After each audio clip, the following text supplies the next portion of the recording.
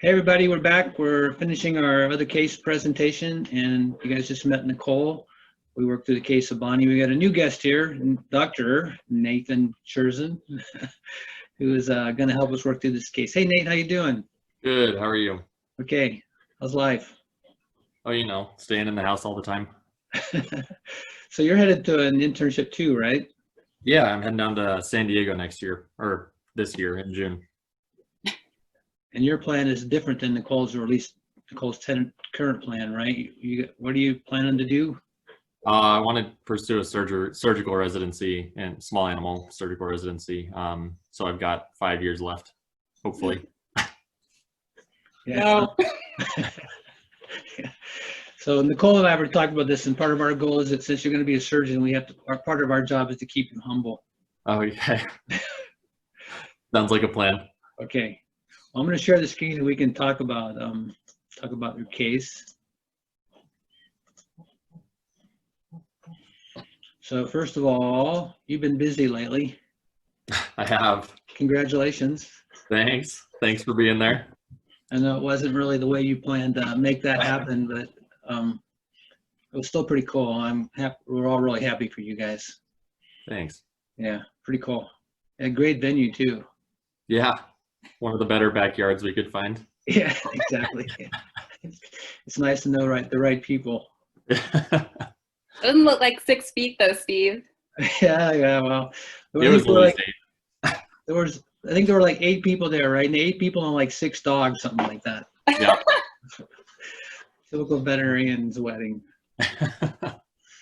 All right, let's kind of talk through this case. So this is Millie, who's a 2.5-year-old miniature dachshund, and so you got all the materials, right, Nate? The materials that I sent was just kind of mostly just a case description.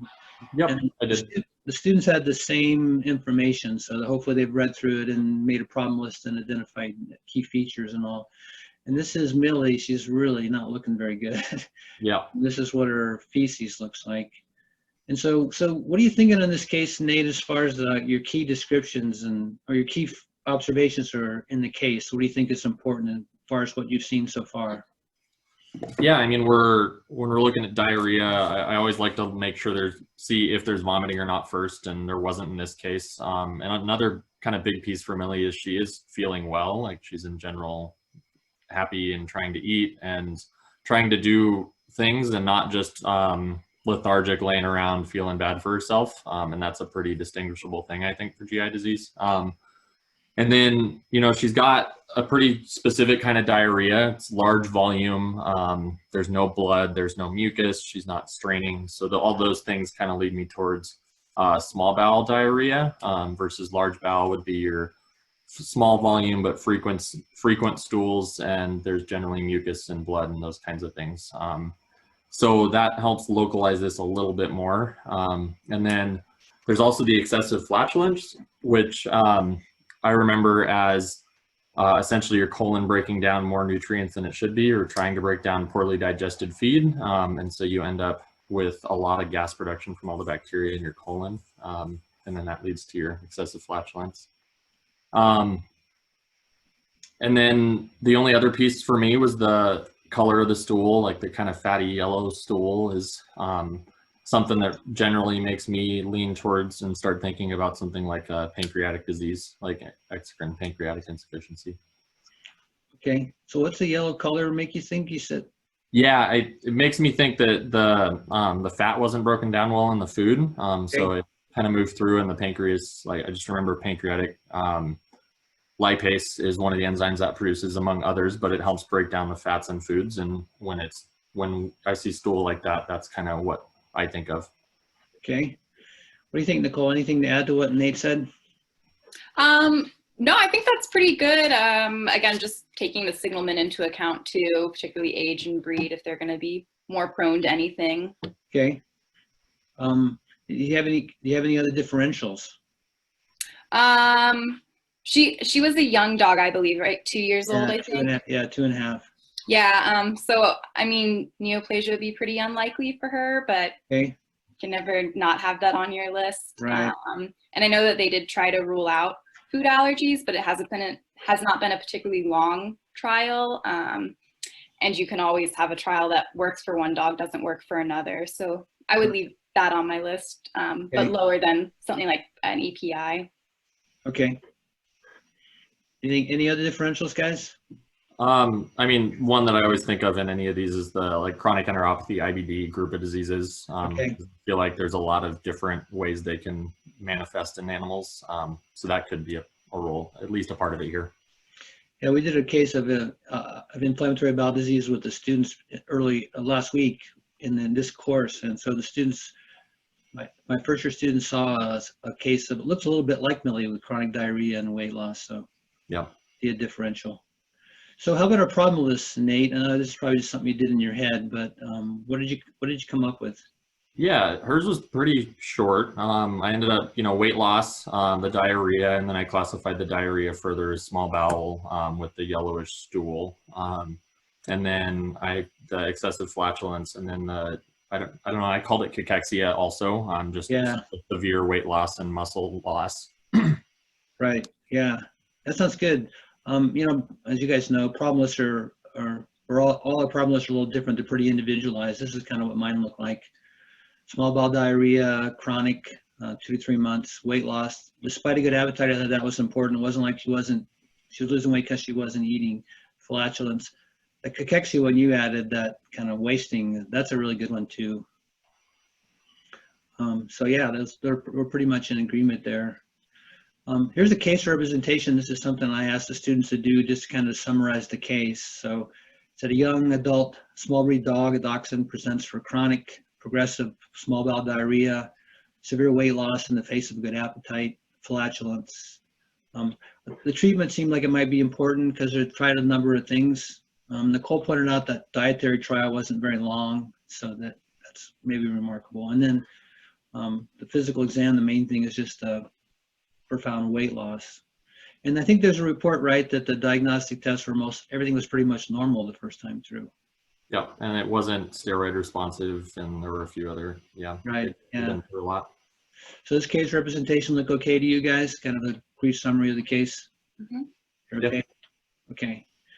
So Nate, just to kind of jump ahead on this to kind of get to the heart of it, if you and Nicole both were talking about pancreatic disease, which is there's a couple of different things, right, that can affect the pancreas.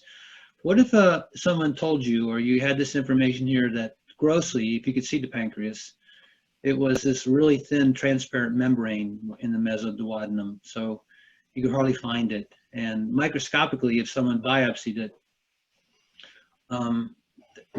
you could find islets, and there could be ducts, but the exocrine tissue was pretty much gone. There's just adipose tissue there. So the acinar cells are absent. There's no inflammation and no fibrosis, just like they've disappeared. And let me show you. This is a normal pancreas, right? You're a surgeon. You're going to see a lot of these, right? That's the hope. Yeah. And so there it is, that normal kind of a yellow-brown structure in the mesoduodenum, attached to the mesoduodenum. It's got a pretty good blood supply. And so what we're talking about is something like this, where that should be, you can see some ducts maybe, and you can see some adipose tissue, and this is just what you find. So what do you think's going on here, guys? Yeah, so I remember, one of the causes of EPI, or exocrine pancreatic insufficiency, is an immune-mediated destruction of the exocrine pancreas. So that's everything but your endocrine pancreas essentially gets targeted by your immune system. I think it was a type 4 hypersensitivity, so it's like a cell-mediated destruction, and it breaks down those cells and then prevents your pancreas from producing the enzymes to break down the fats and other parts of food that it normally does.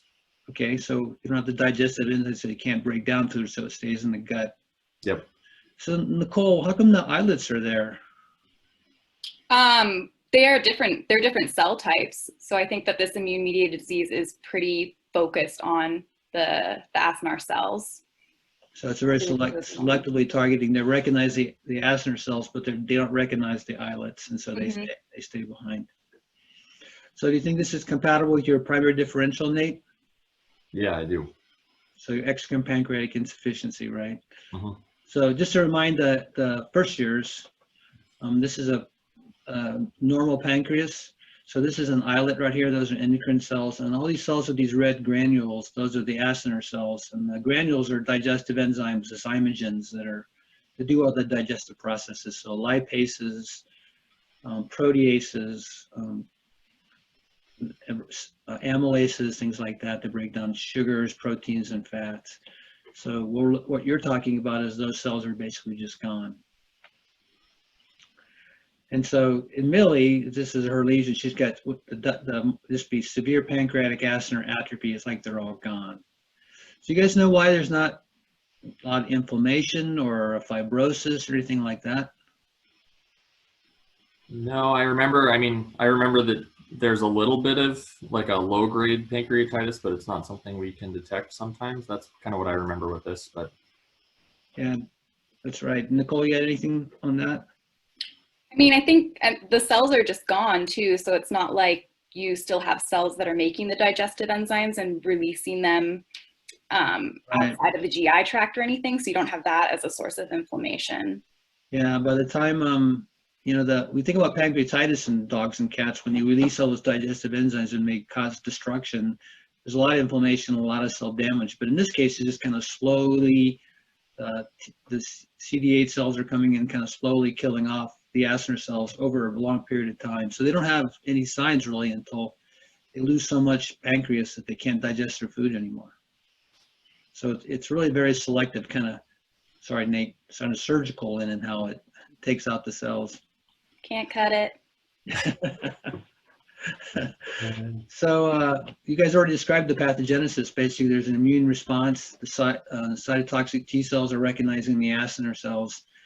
And maybe, Nate, can you kind of explain the pathophysiology of the clinical problems in Millie just to make sure that students are clear on it?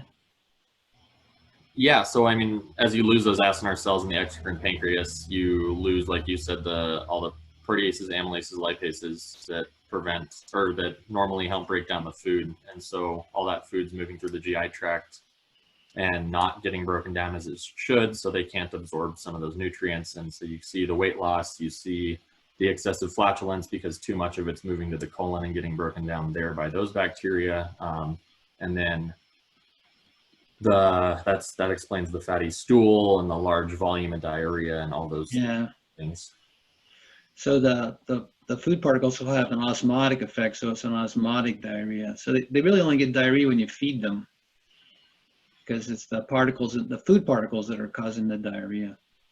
Makes sense. So yeah, this is in this disease is exocrine pancreatic insufficiency, and the lesion is pancreatic acinar atrophy.